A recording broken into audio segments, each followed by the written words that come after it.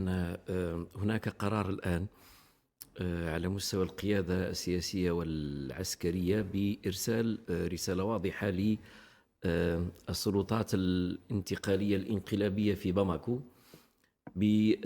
بأنكم ستدفعون هذه المرة ثمنا عاليا وغاليا في مقابل أن عوائد هذه الاستفزازات ستكون صفرا.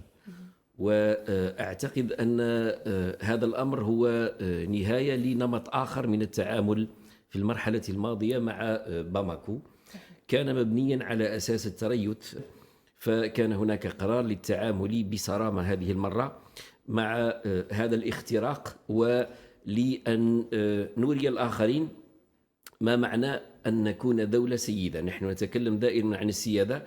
السيادة تعني أيضا أو دولة سيدة تعني كما كنا نتحدث مثلا في موضوع التوتر مع الفرنسيين أن نرفض الإملاءات، أن نرفض كلاما، فما بالك بأن يتجاوز أحدهم وهو يعلن عداءه لنا أو يضع نفسه موظفا لدى أطراف أخرى، واضح الأمر، عدو لهذا البلد، أن تقبل على خطوة استفزازية بهذا المستوى. غريب جار السوء الذي فيه الآن حقائق ومعلومات تقول بأنه يدرب عسكريين ماليين على استعمال هذه الدرونات، وفي انتظار أن يتمكن هؤلاء من التحكم في هذا النوع من السلاح.